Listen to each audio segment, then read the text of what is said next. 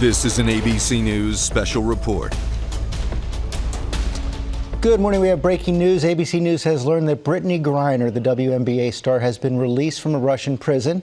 Of course, this is something that the Biden administration has been working on for some time. So I want to go straight to our senior White House correspondent, Chief White House Correspondent Cecilia Vega. Cecilia. Well, George, we expect to hear from President Biden in just a few minutes. Actually, we just heard from the White House at 8:30. And look, this is a major win for this White House. This is a major win for the country to get Brittney Griner home, the WNBA star who has been in prison in Russia. She has been held there in captive for over 9 months now. Just recently, President Biden had said that there had been regular talks between the U.S. and Moscow. He's been talking to her wife as well, and there have been constant communication. But this is a negotiation that has happened at the highest levels of both governments at a time when tensions are at their most high between these two countries. Of course, she has been held in captivity, held in custody there after she was found guilty of illegal drug possession. You'll remember that she was sentenced to 9 years in prison. She was recently moved to one of those penal colonies. And again, this has been negotiations that have been going at the highest levels, but have been happening behind closed doors. It is unclear at this point, I believe, what who the White House is going to swap for. We actually just have that in. This is Viktor Bout, the Russian, if I remember correctly, the convicted Russian arms dealer. Moscow had wanted to potentially have an exchange for Vadim Krasikov, the assassin who shot the former Chechen rebel. That did not happen. But, George, this is a huge deal. It is breaking right now, and we expect to hear more from President Biden later this morning around 8:30. He'll be speaking here at the White House. A big scramble to get everyone here this morning. This was not on the agenda. It happened very early. And again, we expect to hear from him shortly. Okay, Cecilia, thanks very much. Pierre Thomas, let me bring you in. What more can you tell us about Viktor Bout? Well, Viktor Bout is a convicted arms smuggler of the highest order that the United States government had convicted. He was serving a 25-year sentence. I spoke with a source just a few moments ago who said the swap had, in fact, taken place. Brittney Griner for Viktor Bout. Obviously, law enforcement, not the lead on this particular case. This was dealt with at the highest diplomatic levels. As Cecilia just said, the president himself signing off on the swap. The White House was under enormous pressure to get this done.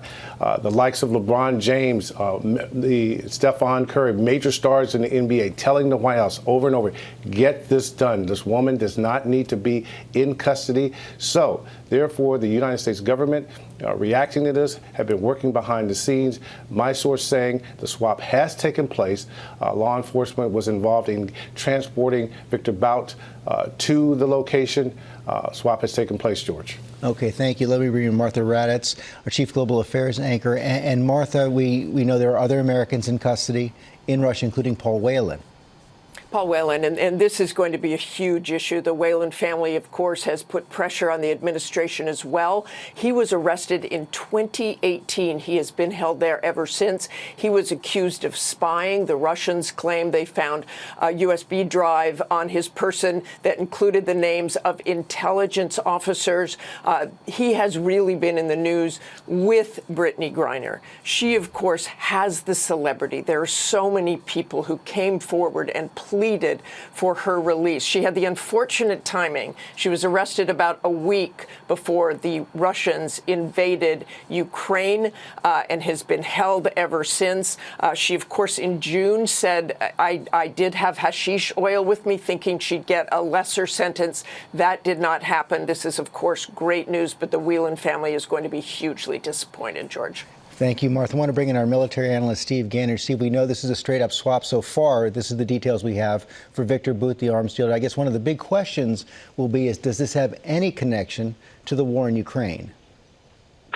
George, it has every connection. I think there's another question here, and that is why now?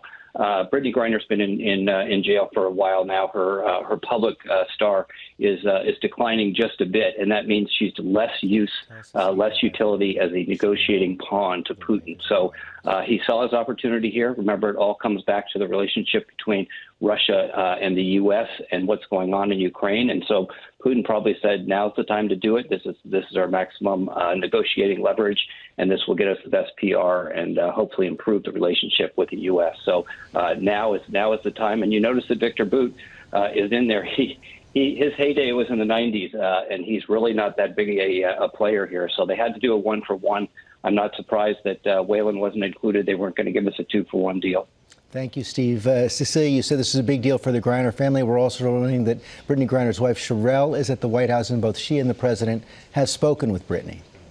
Yes, exactly. And I'm thinking back to this summer. We have heard, frankly, very little publicly from Brittney Griner as she has been in captivity. Of course, we all have seen those horrifically sad images of her during those trials held behind glass, or basically held in captivity there, and just heartbreaking images. But back in July, the president did receive a letter from Griner on the 4th of July in which she said that she was terrified that she could end up there in Moscow forever. There has been a lot of communication between President Biden and Griner's wife, Sherelle, as you just said. She was here at the White House late in the summer. But, George, it was just not too long ago after the midterms that President Biden signaled that now that the midterms had ended, that perhaps Vladimir Putin would be willing to talk more seriously about a prisoner exchange. The president knew that Vladimir Putin was very closely watching the political situation here in our own country, and was hoping that, in fact, now that the politics of those midterms were over, that would signal some kind of sit-down. Usually the U.S. negotiates behind closed doors on these high-level talks like this. And in this case, there was an unusual move over the summer where the administration came out publicly to say that they had put this very substantial offer for this exchange on the table, hoping to secure Griner's release and, of course, Whelan's release back in July.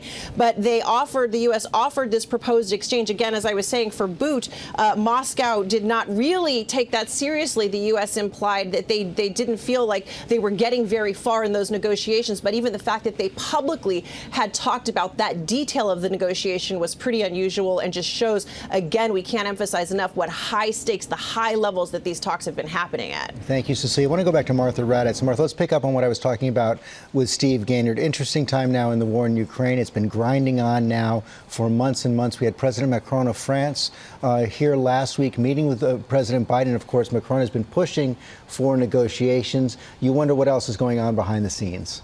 Well, I was thinking today about what Vladimir Putin said yesterday about nuclear war, that nuclear war is more likely, and yet he tried very hard to downplay that the Russians would ever use a nuclear weapon. He basically talked about his own mental stability as well, saying, we are not mad. We know what nuclear weapons do, and we use them only as a deterrent.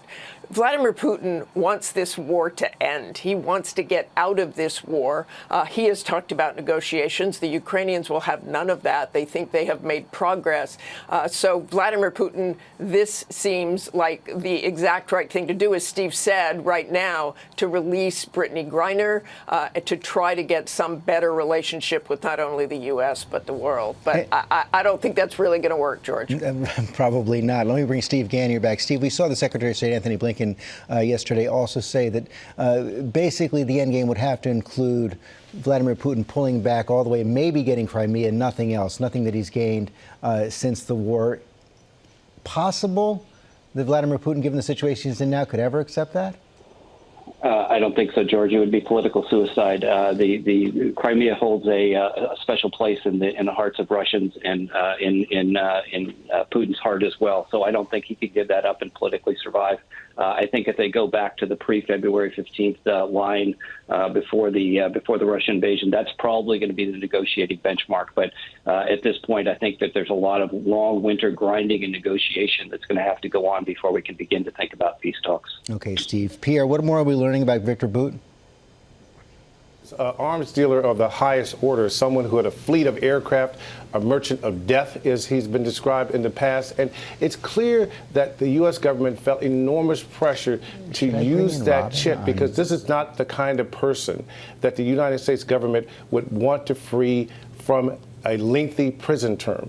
But the fact that Brittney Griner was seen as an important figure, had become a symbol of unfair treatment in Russia, that the administration felt the need to make this singularly important move at this particular point, George. Again, just to emphasize, this man was a person who was one of the bigger arms dealers in the world. He had been convicted, was serving his term, and now the United States government said, okay, we'll release him in order to get Brittney Griner back. And so, John, Carl, let me bring you in as well. Pull back a little bit. We know there was quite a pressure campaign to get Brittney Griner out of Russian prison, all through Washington, all across the country. This was a top priority for President Biden in particular. Made a major effort. For months, it was a private effort through channels to try to pressure the Russians to release her, offering up, of course, Viktor Bout. What was extraordinary about that campaign is that at one point, Biden went, and the Biden administration went public with it, George, publicly making it clear they were willing to trade Viktor Bout. To get Griner freed, something that was an indication that the negotiations really weren't going anywhere. But this has been something that Biden has personally been involved, the personal involvement of the president, and of course against the backdrop of the Russian invasion of Ukraine at a time when Russian U.S. relations were at a low, really a low since any time since the Cold War. Okay, John, Carl, thanks very much. Again, Brittney Griner has been released from a Russian prison in custody with U.S. officials right now. Hi, everyone. George Stephanopoulos here. Thanks for checking out the ABC News YouTube channel. If you'd like to get more videos, show highlights, and watch live event coverage, click on the right over here to subscribe to our channel. And don't forget to download the ABC News app for breaking news alerts. Thanks for watching.